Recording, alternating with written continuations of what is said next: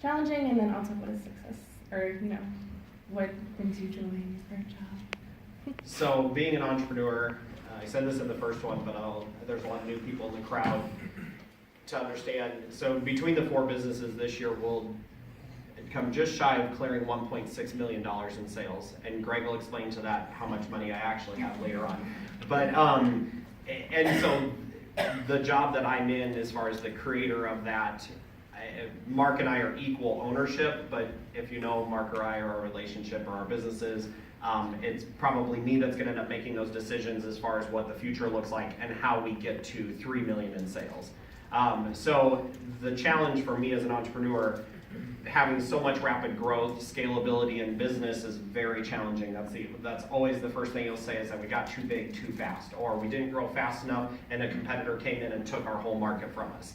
That's what you'll always run into as far as conversation goes with business people. So our making those decisions and then having to run the cash register at Thrift Warehouse are 2 very different things, and that's where my challenges daily go further and further apart as far as those decisions that need to get made, because there's dollar decisions in businesses that get made, and $100 decisions and $10,000 decisions. I should really be focusing on those larger end, but I still have to worry about the other side of it. So that's the challenge that I have with being an entrepreneur, and the success or the reward of being an entrepreneur, the job that I'm in, I don't have to answer to anybody but myself. But that's also a double-edged sword, because if you're not holding yourself accountable and bringing sales through the door, you are going to have a business to worry about anyways. In my specific career, I should have explained this in my opening, but I've been at the bank for 12 years. I started as an administrative assistant. So, you could say, entry level, low man totem pole, that was it. Worked my way through that. New accounts rep, personal banker type of stuff, branch management, and now vice president of marketing. And so I told the last group too, hard work and patience can pay off. You just have to, stick with it and give it time. And it does take work. It does take hard work. We call it going to work for a reason. And also, I would say with my job, the challenges and the rewards come with managing people.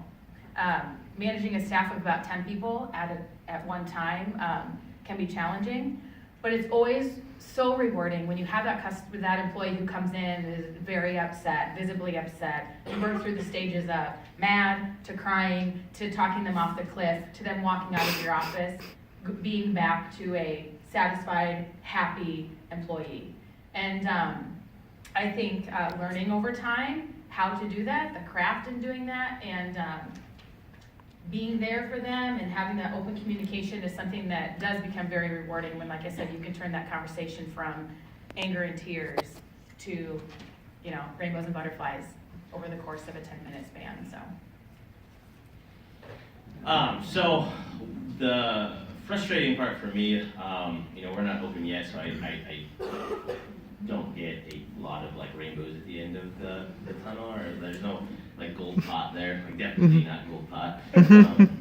Might be pennies, maybe.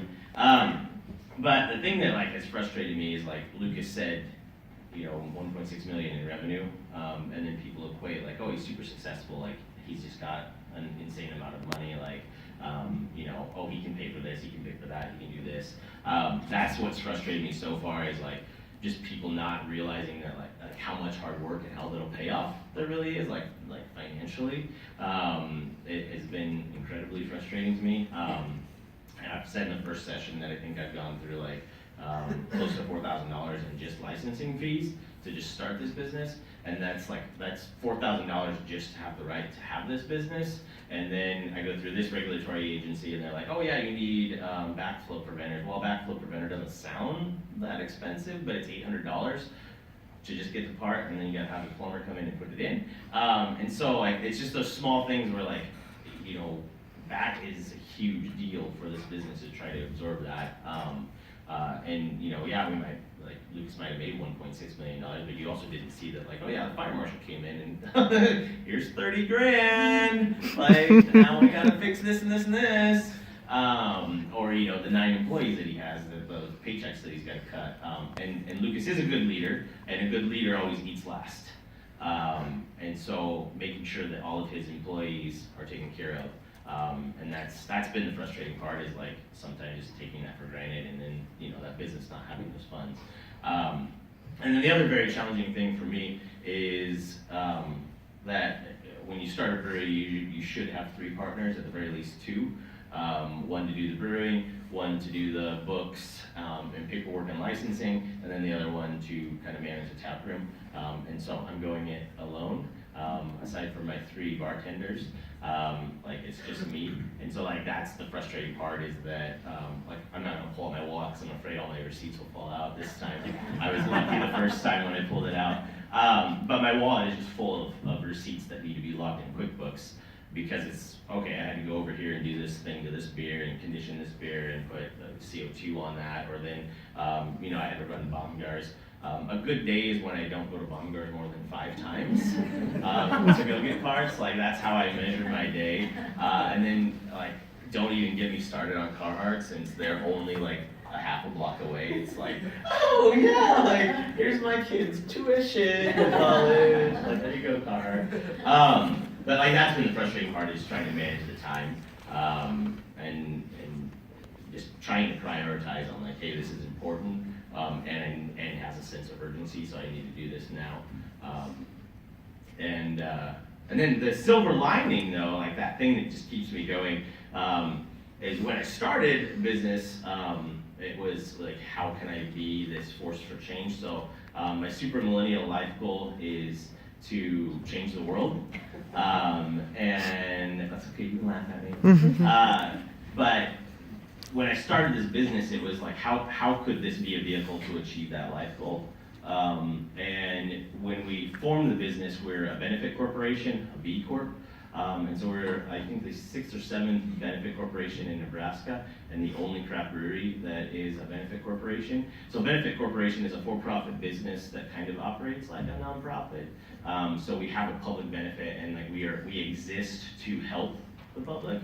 And to actually reinvest back in. And so one of the things that we've done so far that I'm pretty proud of is we've lobbied the city of Wayne to actually go out and purchase a big block of renewable energy credits. It's something they could have had access to 20 years ago, but just nobody got in their face and started asking them about it. And so we have gotten in their face and started asking them about it, and now they have renewable energy credits available, or they will after the end of the first part of the year. And all of our beers will be brewed with renewable energy, 100% backed by renewable energy credits. But the cool thing is the dominoes that causes now, and so it's getting the city of Wayne to think like, oh, like, okay, maybe we can get more blocks, and maybe we can offer that to this business, or maybe, you know, hey, these college students might really like to have, you know, their rental unit is now like 100% renewable energy backed. For my cost, it was $500 a year.